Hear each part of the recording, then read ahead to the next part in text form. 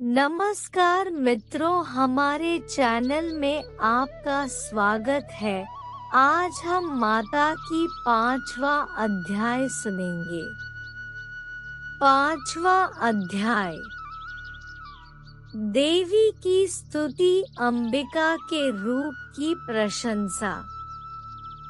ऋषि ने आगे कहना प्रारंभ किया। प्राचीन काल में शुंभ और निशुंभ नामक महाबलवान दानवों ने बल मद से गर्वित होकर इंद्रासन को अपने अधीनस्थ कर लिया। उन दानवों ने सूर्य, चंद्र, कुबेर, यम, वरुण आदि सभी देवताओं के अधिकारों को छीन लिया। उन दोनों ने अग्नि और वायु को भी अपदस्थ कर दिया, अर्थात उन दोनों भाइयों ने संपूर्ण स्वर्गलोक को हस्तगत कर वहां से देवों को खदेड़ दिया। उन दोनों राक्षसों से पराजित तथा अपमानित होकर सभी देवों ने अपराजिता देवी का ध्यान किया।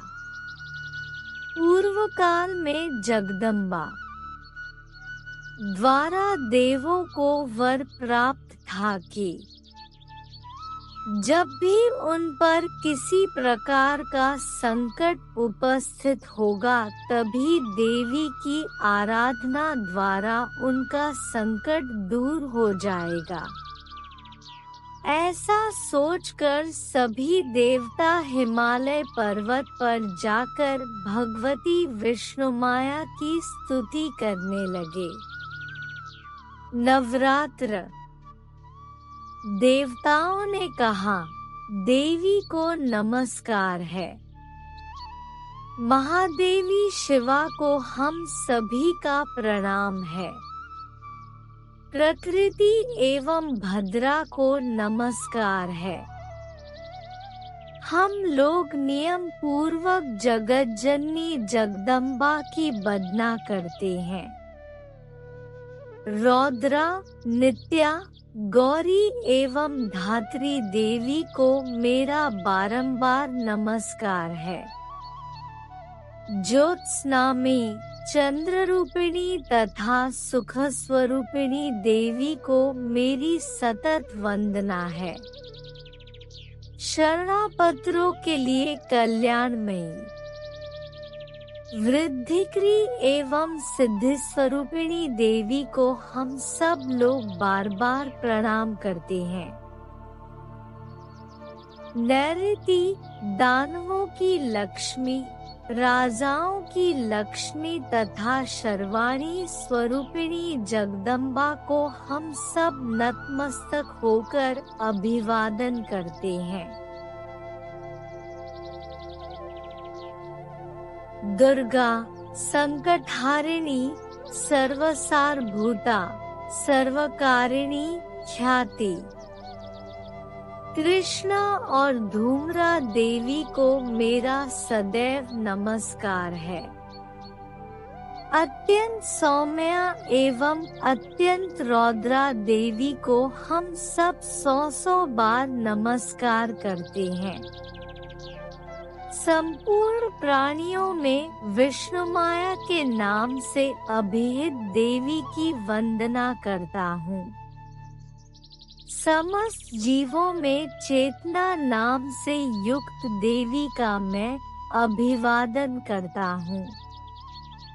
सतत सभी प्राणियों में बुद्ध धिरूप से अवस्थित देवी को मेरा प्रणाम है। समस्त जीवों में निद्रारूप नवरात्र के 9 दिनों का पाठ में स्थित देवी की मैं वंदना करता हूँ। सभी जीवों में क्षुधारूप में विद्यमान देवी को मेरा अभिवादन है। सभी जीवों में छाया रूप में स्थित देवी को मैं नमस्कार करता हूँ, जो सभी प्राणियों में शक्ति तृष्णा एवं क्षांति रूप से अवस्थित है, उन देवी का मैं बारंबार अभिवादन करता हूँ। सभी जीवों में जाति तथा लज्जा रूप से विद्यमान रहने वाली देवी को मैं नमस्कार करता हूँ।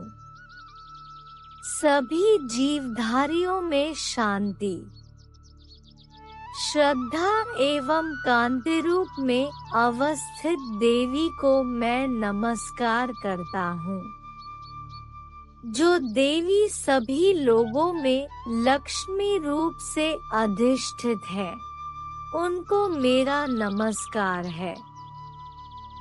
सभी जीवधारियों में जिनकी स्थिति वृत्ति तथा स्मृति रूप में है, उन देवी का मैं अभिवादन करता हूँ। सभी परिव्याप्त रहने वाली देवी को मेरा नमस्कार है। इस सृष्टि में जिनकी स्थिति मातृ तथा भ्रांति रूप में है, उन देवी को मेरा प्रणाम है। सभी प्राणियों में व्याप्त इंद्रियों की अधिष्ठात्री देवी को मैं नमस्कार करता हूँ। जिनकी व्याप्ति इस सृष्टि में चैतन्य रूप से है, उन देवी को मेरा नमस्कार है। प्राचीन काल में अपनी इष्ट सिद्धि के लिए देवों ने जिनकी स्तुति की थी तथा चिरकाल तक देवराज इंद्र ने नवरात्र के 9 दिनों का पाठ जिनका सेवन किया, वह कल्याणदात्री ईश्वरी हमारा हित एवं मंगल करे तथा हम पर आई हुई विपत्तियों का निवारण करे। इस समय दैत्यों के अनाचार से पीड़ित होकर हम सभी देवता जिन परमेश्वरी को प्रणाम करते हैं तथा जो व्यक्तियों द्वारा श्रद्धान्वित होकर स्मरण करने से उनके समस्त संकटों का निवारण करती है, वे ही जगदम्बा मेरे कष्टों को भी दूर करें।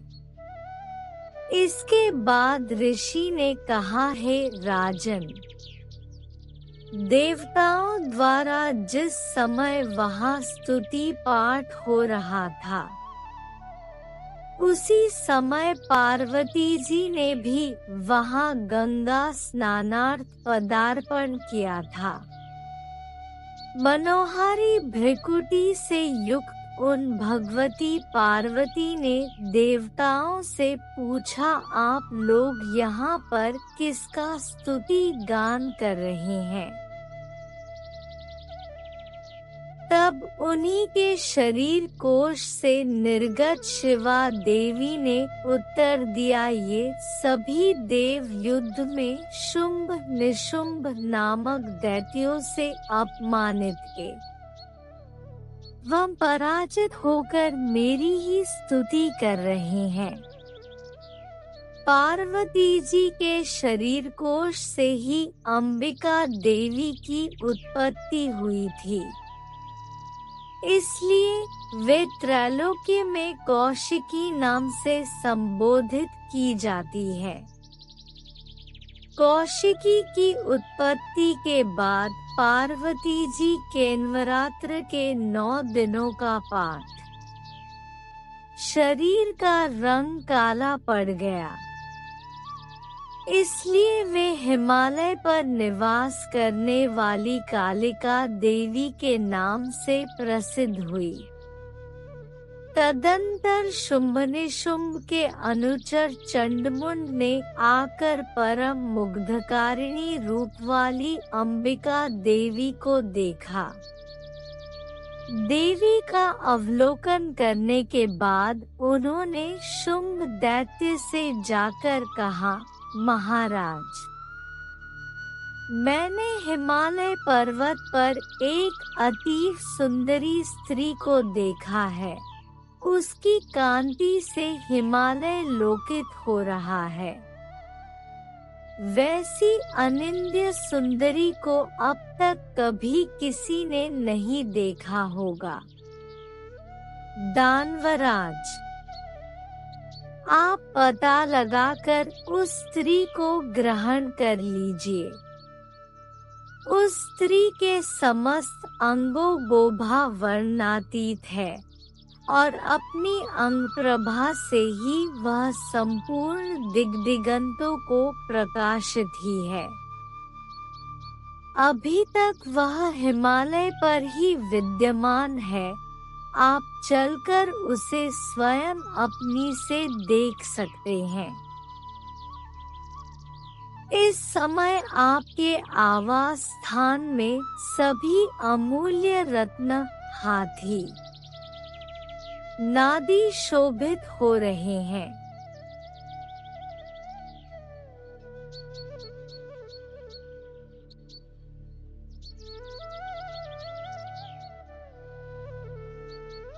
आपने ही इंद्र से ऐरावत, पारिजात वृक्ष एवं अश्वों में श्रेष्ठ शवा नामक घोड़ा छीन लिया था। इसके अतिरिक्त हंसों से जुटा हुआ ब्रह्माजी का चह शवा नामक घोड़ा छ। नवरात्र के 9 दिनों का पाठ। रत्नस्थित विमान भी आपके यहाँ रखा हुआ है।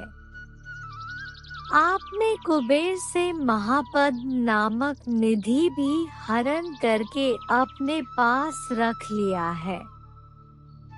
समुद्र ने केसरो, इसे सुगंधित अपना किंजलकिनी नामक माला आपके हाथों सहर्ष समर्पित कर दी है, जिसके कमल सदैव हरे भरे बने रहते हैं।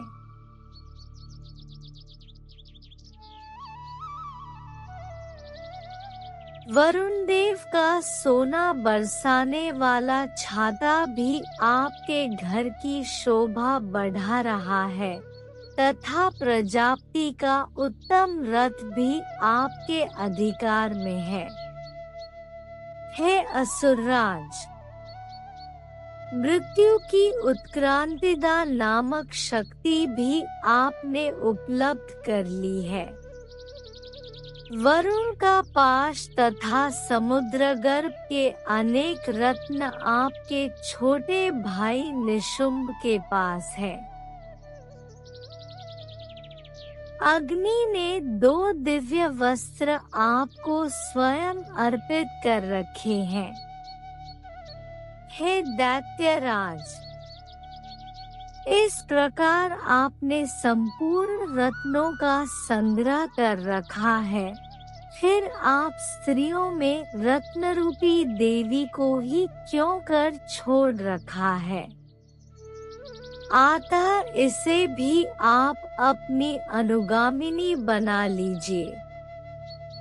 ऋषि ने पुन कहा, चंडमुंड के मुख से ऐसी अनहोनी बात सुनकर शुंभ ने देवी के पास महादानव सुग्रीव को दूत बनाकर भेजा। शुंभ ने उस राक्षस से कहा कि तुम उसे प्रलोभन देकर शीघ्र ही मेरे पास लाने की चेष्टा करो। शुंभ का आदेश मिलते ही वह दानव पर्वत के उस रमणीक भाग में विराजमान थी। तब शुंभ के दूत ने देवी से मधुर वचन में कहा। दूत ने देवी से कहना प्रारंभ किया, हे देवी, इस समय दैत्यराज शुंभ ही इस एकमात्र अधिपति हैं। उन्हीं का भेजा हुआ मैं दूत के रूप में तुम्हारे सम्मुख भी हूँ। सभी देवगण उनकी आज्ञा का पालन बिना प्रतिरोध करते आए हैं। कोई भी आदेश नहीं टाल सकता है। उन्होंने संपूर्ण देवों पर विजय प्राप्त किया। तुम्हारे उन शुंभ आकर मुझे जीत ले तो मैं शीघ्र ही उनको पति रूप में वरण कर सकती हूँ। अतएव इस कार्य में विलंब करना ठीक नहीं है। देवी की बात सुनकर दूत ने कहा, हे देवी, तुम्हारी बातें केवल दंभपूर्ण हैं।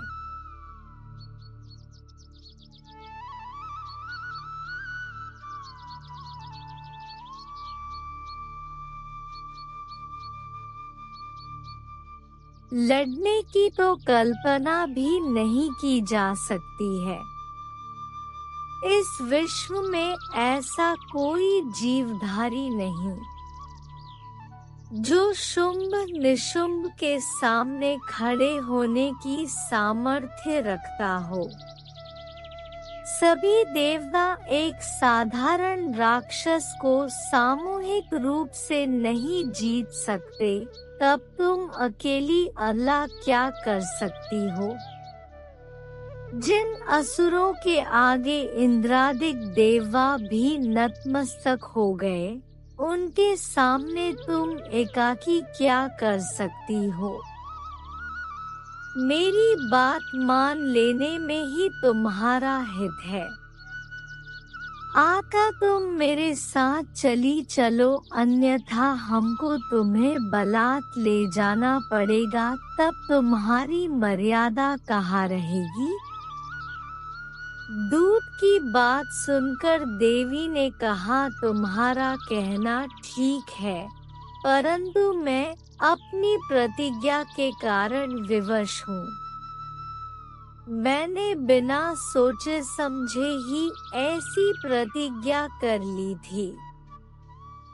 अब उसे कैसे छोड़ दूँ? इसलिए तुम अपने स्वामी से मेरी बातें समझाकर कहो। उसके बाद वे जैसा उचित समझेंगे वैसा करेंगे।